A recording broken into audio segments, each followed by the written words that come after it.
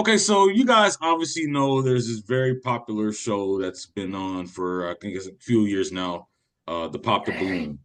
I want your guys' feedback on how do you feel uh this game show Pop the Balloon has affected the black culture and the black community overall. Well, first of all, I mean, I would love to get on the show one day, man. That show seemed like it'd be fun though. I'm not gonna lie. Uh, Just to be on there and just walking like a piece of meat and you just like being evaluated by your gym shoes and your hairline ain't strong and they looking at the little bitty small scar on your left eye, and they just kind of judging you.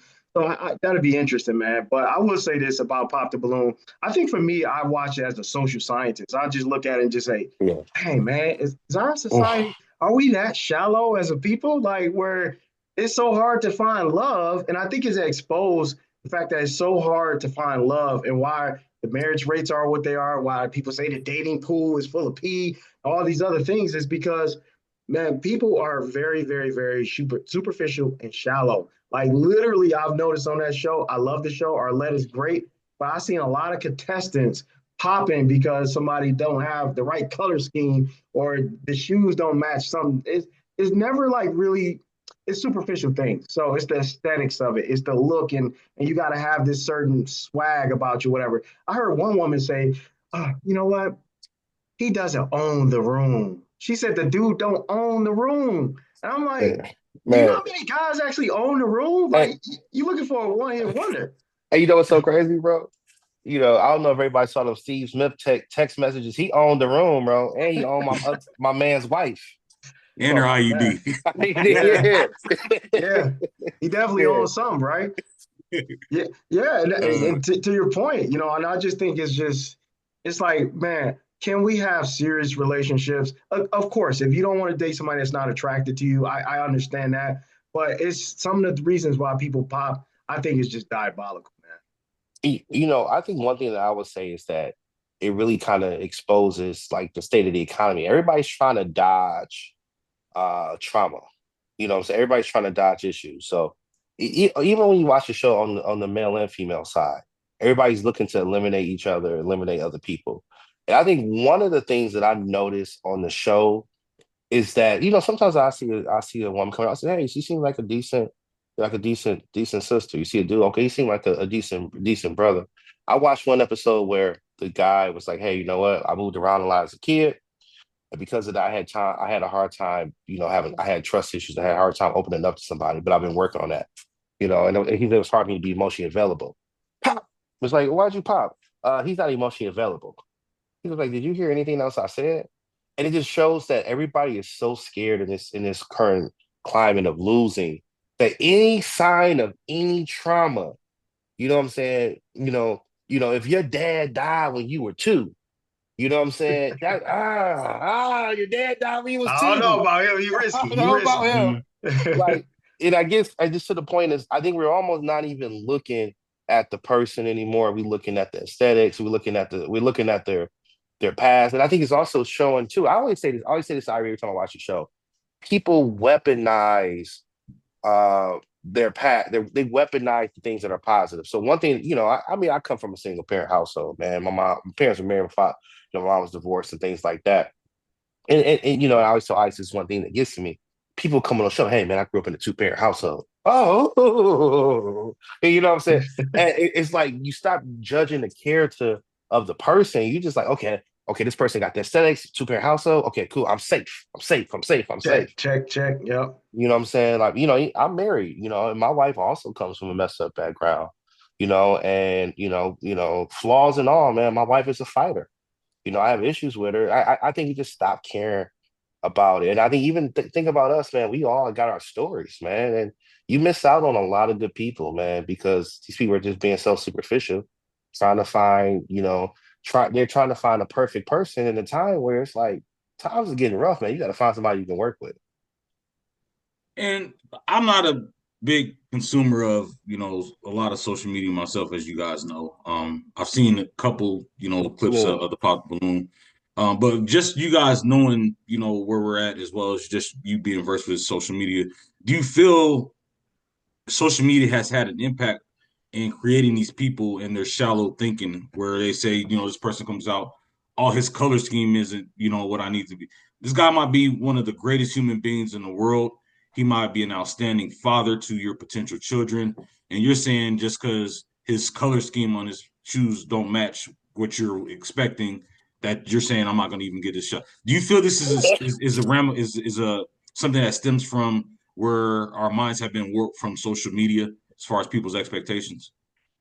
Of course. Yeah, of course, bro. Like, yes, 100%, 110%. So I'll take this one real quick. So, yes, yes, and more yes. And the reason why I say that is because, man, you got to think about it. Everybody flexing on the gram. Yeah, yeah, Everybody trying to, post pictures in Bali or go to Taiwan or yeah, Thailand or whatever and show that they live in some extraordinary life. And I think it's just human nature, bro. You think about go back to elementary school, it was something called show and tell. You used to have a little toy or something like that. You would show people, hey, look at my toy, look at my toy, this is what I got. yeah, And you would tell them what the toy is. That's what social media has become. It's a show and tell, but they don't tell you the behind the scenes story. I hear a lot of behind the scenes stories, and I hear from my clients, and they tell me all the time how they're trying to keep up with this rat race. They're trying to keep up with the latest drip, or they're trying to keep yeah, up with the latest trip, or whatever. And you don't hear the horror stories of credit card debt. You don't hear the horror stories of being lonely on Saturday night, drinking wine in your bed, in your bed by yourself. You hear the horror stories of just not being able to connect with people, not being able to say, you know what, I actually have at least one person that I actually can connect with. So I think to Matt's point, you have a lot of people out here who are looking for all the aesthetics, this perfect human being, which we know don't exist, and they're putting everybody in this box. And I just don't think people are just being fair and real with themselves. So there's a lot of fakeness going on out there. yeah. I would add this, Sally. I'd like to what Ivory said. Absolutely, and I also think that it's a lot of people who are spectators, you know, acting like they're in the game. Like what I mean by that, like, obviously in the line of work that I do, obviously we got our civilian clothes on. We deal with a lot of high functioning people. I don't, we're high function. I don't ever really like I don't like when we're hanging out, I don't sit here and say, hey, I'm alpha. I'm the alpha guy. I own the room. Like we don't think of like that. I don't think we don't people don't think in terms of high value, low value. That's not what you do when you run in a pack or a circle of people. There's a certain set of norms. So I think a lot of times these labels that people have created, fit, feminine, friendly, alpha male, own the room, high value guy. These things don't really matter when you're in the room doing the actual things that give you that status. That's not because everybody else in there has a right to be there and call themselves some variation of that. And so I just think that sometimes it is social media. It labels all these different things, but in reality, the day to day of this stuff is really not that exciting. And being high value is not what people think it is, and even making six figures doesn't stretch as far as people think it does. No, You especially know, not these days. no, not at all, not at all. Not what I'm saying, not at all. So I completely agree. I think it messes with people's minds. Well, my final question to you gentlemen is this. Are we so far gone that it's too far to come back? I would say I take that one. So I would say yes and no. I say yes because it done got into our psyche. Like I was at dinner a few days ago and I was with somebody, a relative, and we couldn't even have a conversation. I mean, bro was checked out. He was checked out. He was on social media, and I was trying to have a conversation with the brother, and he just wouldn't put his phone down. I had my phone down, but he was just zoned out, checked out. And I'm like, man, I don't think we can ever like have relationships like that. But then again, you see some people, and I think it's some people who just realize, like, you know what? I want more than this. This is not enough for me. This whole, trying to put it on, do it for the gram and all that. So I do think you got a split of people. You got certain people who are just they gone. You can't get to them. But then you got another group of people who want connection, who want to build bonds, who want to grow in relationship. And I see a lot of these people because I'm one of those persons where I want to connect with people, and I just think I attract a certain person. So I think the best thing is just becoming a better version of yourself, and then I think that allows you to meet people who are also on that same journey and path. Yeah, I agree with that. At the end of the day, it's about authenticity too. Because people, if you try to act like you're somebody you're not, it's going to eventually come out. And to front for somebody in a certain way that you know that's not actually you, once it actually comes out at that point in time, it's going to be over one way or another. So to try to impress somebody, to act like you're something that you're not, once you, and even if you get in with them initially, at the end of the day, it's never ever going to work out if you're not going to be who you truly are, because that's going to expose at the end of the day. So. Well, thank you, gentlemen, for your feedback. Much appreciated.